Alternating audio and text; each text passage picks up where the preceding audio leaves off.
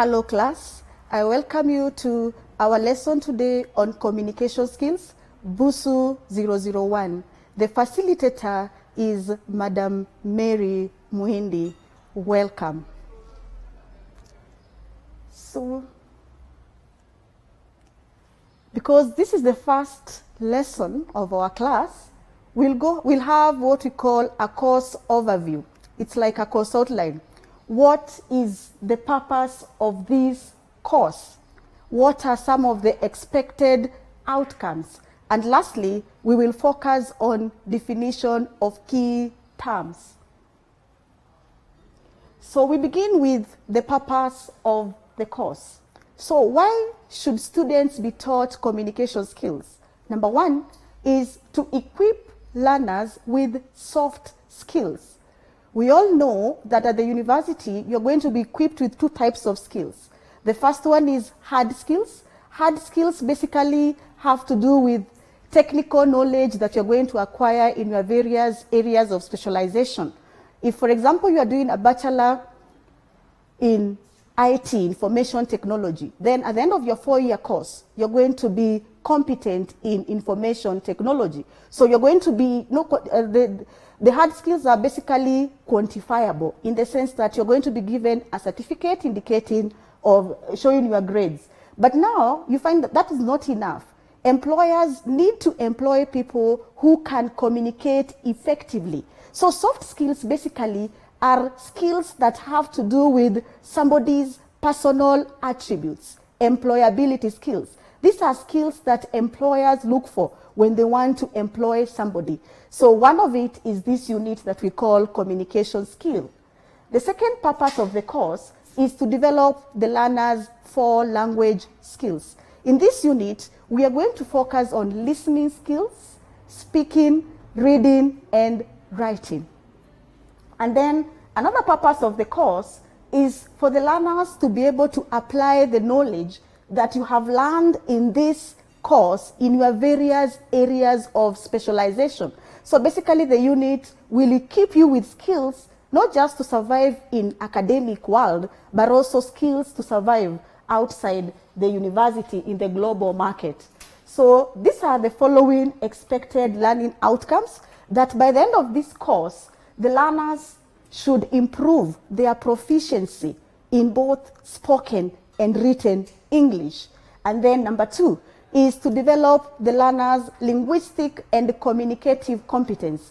When we talk about linguistic competence, this is the knowledge that somebody has of a given language. You know the rules of the language. You are able to communicate. That is not enough because you need what we call communicative competence. Basically, this is knowing what to say to whom, where, and how. For example, we will be interacting with you, and maybe one day we meet outside the university. It will not be prudent of you to call me, "Hi, Mary," because of the kind of relationship we have. I still expect that you are going to address your lecturers by title.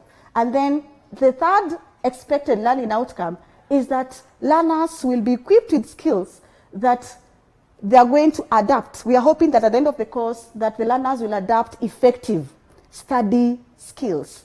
And then lastly, you know that at the university you'll do a lot of research. It is not good just to write what you know. It is good you acknowledge the sources of information that you have used in your piece of writing. And therefore we are going to focus on referencing techniques. So let us go through the whole course outline. I have called it the course overview. These are the topics we are going to cover for the entire period. So the first lesson, we are going to define key terms. We'll look at what is communication, and we'll try to see how does it differ from communication skills. And then number 2, we will look at elements of communication. You know that communication is a process, and therefore it is made up of several components. For example, the communicators. We have the sender, the receiver of the message. We also have the medium, among other elements. And then number 3, we look at models of communication. These are basically graphic representation of the concept of communication. We have models like the linear model of communication that looks at communication as a one-way process where the speaker speaks and the listener listens. So they don't interchange the roles. Of course, that model has its own weakness, and this led to another model known as the interactive model, whereby now we are looking at communication as a two-way process, whereby the speaker and the listener can keep on interchanging their roles. And then lastly, we have the transactional model. The fourth topic, I love the fourth topic. It's about principles of communication. There are certain crucial things that you should keep in mind anytime you engage in any communicative event. For example, one of the principles of communication is that communication is irreversible. Whatever you say, you cannot take back. Even if you say you are sorry, or even if you withdraw that particular utterance, the effects will still be there, among other principles. And then the next topic will be about the essentials of effective communication. These are what we call the 7 C's of communication. For communication to be clearly received and understood by the communicators, then we need to look at 7 components. The first one we'll be talking about is clarity. How should you ensure that your message is clear? By being specific, using words, of course, that are not difficult. And then the next topic in our course outline is types of communication. We are going to say that communication is classified into 3 broad categories. Number 1, according to the number of people involved. If it is one person, we'll call that intrapersonal communication. We have interpersonal communication, 2 or more. We have public communication, among other types of communication. And then one of the things we'll note that anytime you engage in communication, there must be a limitation. There must be a barrier. We'll call it noise. Even now, I'm sure, as you are listening to me, there's something that is taking place in your mind. You are thinking about something. Maybe you are reflecting about something. So communication, of course, will be interfered by what we'll be calling psychological factors or barriers of communication. And then now, we'll start looking at the 4 skills. We'll look at listening and note-taking skills, and then reading, speaking, and presentation skills.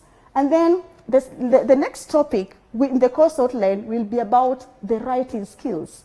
We'll look at what is academic writing.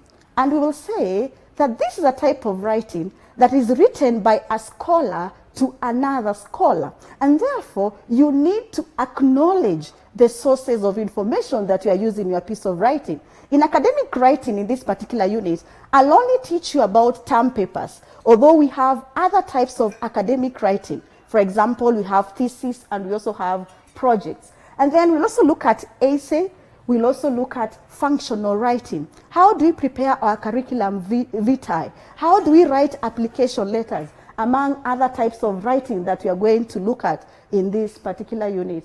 And then the next topic is we are going to teach you, first of all, theoretically, before we go to a practical lesson on how to use the library. Why? Because that is where we are going to find the sources of information. Although we don't have really to go physically to the library, because even now we have the e-learning materials online, but we are going to look at which are these information sources that are found in the library. And then we are going to look at cataloging. How are these materials in the library arranged or organized? And then lastly, the classification system, like the Dewey Decimal Classification System, and then the Library Congress Classification System. The last topic is about communication and technology. How can we use technology, informational technology, as a tool for communication? So that is what we will cover in this particular topic. Now, let me just highlight a few definitions of key terms that are crucial that you need to keep in mind as we go on with our lesson. So we have the following lesson objectives. Objective number 1 is that by the end of this course, you need to distinguish between communication and communication skills. Number 2, you need to explain the meaning of key terms and concepts. For example, what do you mean by context of communication? What do you mean by code, among other terms? And lastly, you should provide examples of communication skills. Now, let us look at communication terms and concepts. So we're going to define communication. What is communication? We will say that communication is a dynamic process by which meaning is exchanged between individuals or an individual and a group by means of a system. This system could be oral, verbal communication. The system could be made up of symbols. In the written form, we communicate by use of the letters of the alphabet. So we can communicate by use of symbols. We can communicate by use of what we call signs. For example, when I put my two fingers like this, there's a particular meaning that is coming to your mind. Some of you could imagine this is two. Somebody else could say it means chill. Others could also imagine it's a political party. So you'll find that the relationship between the signifier, this is the signifier, and the signified, which is the meaning, is arbitrary, in that there's no connection between this meaning chill. It is members of a given society who sit down and agree that this will mean chill. Other people will sit down and say to them it will mean two. And lastly, we also communicate by the use of demeanor. The way somebody looks, the way somebody behaves, from grooming, dress code, their behavior, you'll convey a lot of information. If somebody is dressed in a suit, then you'll find that this person will actually be respected because of his appearance. So let us look at key definition terms. So why are we saying that communication is a dynamic process? It is a dynamic process because communication will keep on changing depending on the participants, their relationship, their setting, their context, among other factors. And also, it involves meaning. For any communication to be effective, then there must be mutual understanding of the message conveyed by the communicators. And then we have said it's a system of oral symbols, there could be system of signs, or even demeanor. Now, so what are communication skills? We know that a skill is ability to do something. So when we talk about communication skills, we'll say that these are a set of skills that enable somebody to communicate effectively and, of course, clearly. For example, I'm sure you have listened to some people talk and you'll want to continue listening to them because they are good public speakers. 2, somebody has written to you a letter and you feel that the letter is well written, then that person has a good communication skills of writing. It could be chairing a meeting or even conducting negotiations. Like, for example, you have attended your marriage negotiation and you have somebody who is really negotiating for the bride price and you say, yes, that is well done. So that is the difference between communication and communication skills. So we'll also encounter communicators. Basically, these are the participants in the communication process. Could be the sender and the receiver. We have other concepts like the message, which is the information that is being conveyed. And then we have the medium of communication, which is basically the means by which a message, of course, is conveyed. Like now, I'm conveying my message by using the medium of the television. And then we have the code. Code is basically systematic arrangement of symbols that are used by communicators to create meaning. So when you start initiating a message, you have to decide. One of the code could be the language. Which language am I going to use to convey a given message? The code could also be the choice of words or even the sentences that you are using. And then noise. Communication cannot occur if there's no interference. The noise could be physical. Those are external factors. that are occurring between the communicators. It could be somebody talking next to you. That is what we mean by noise. And then principles of communication are basically properties of communication that are essential. And then the context of communication is basically the environment in which communication is taking place. The context of communication could be psychological. What is going on in your mind as you are talking to somebody? What are your desires? What are your needs? What are your thoughts about this person? So that one can be a context of communication, among other contexts that we are going to talk about.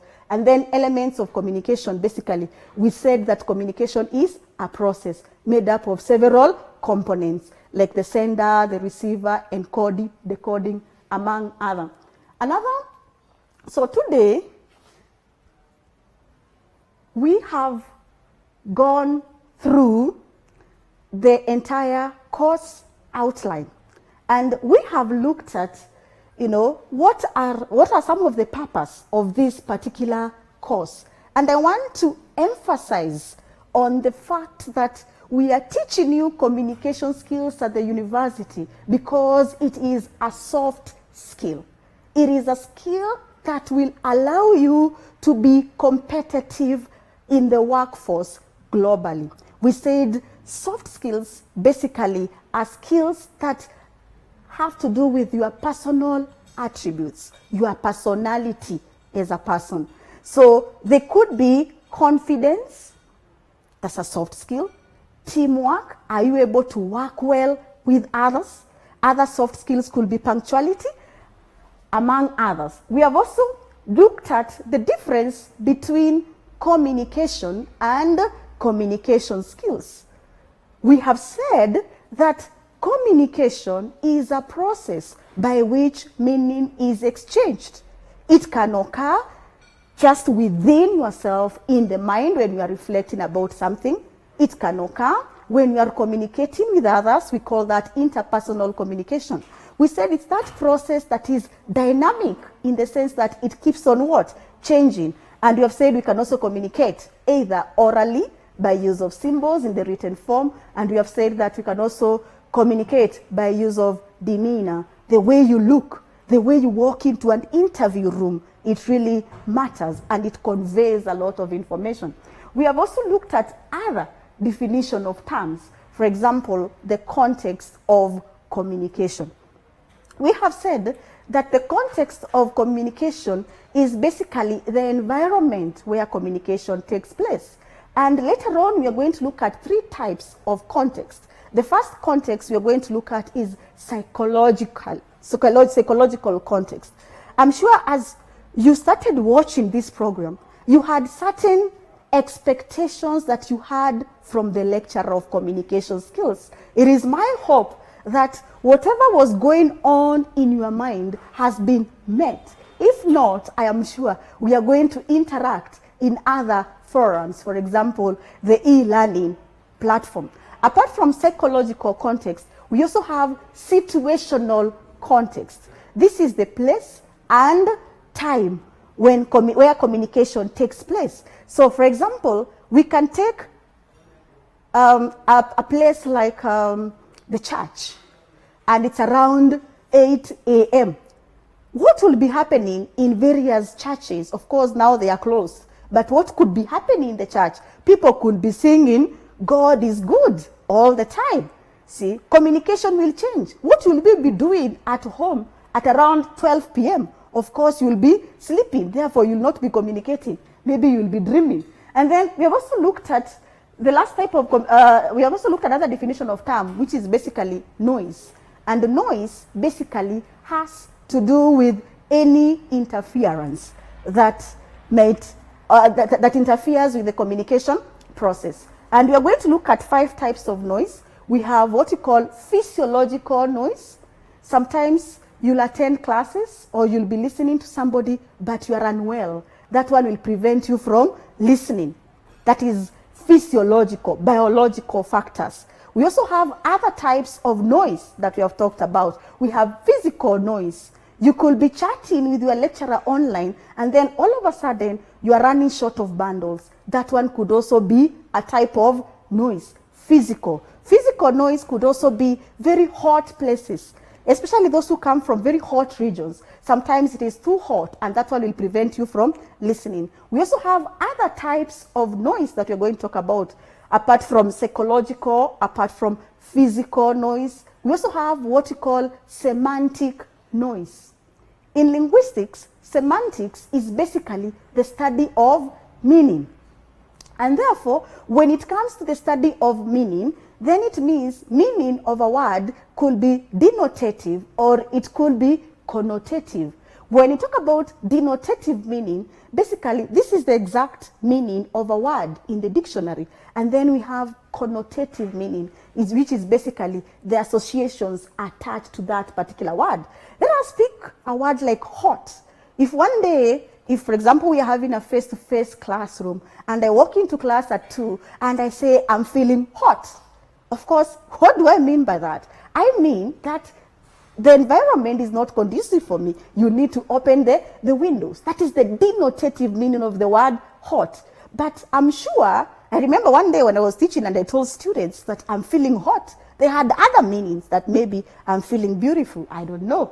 And then we also introduce other terms like the medium of communication, which is basically what we call the means by which a message is conveyed. Like now I am conveying my message via, of course, technology, which is television. So basically, that is what we have discussed today in our lesson today. So with those few remarks, I want to conclude my lesson there. I'm looking forward to be interacting with our next lesson. Thank you. These televised lectures supplement our robust online learning going on our MKU online platform. You can view more on our televised lectures via our online platform. We are in a digital era, and Mount Kenya University knows this. The following are the steps to follow so as to complete your online application. Download the application form from the website www.mku.ac.ke. Attach copies of your academic certificates and ID. Pay the application fees via M-Pesa pay bill number 270988. Your ID is the account number. 2,000 shillings is the charge for a postgraduate. You can also deposit in the bank accounts provided on the website. Then email all the above to apply@mku.ac.ke.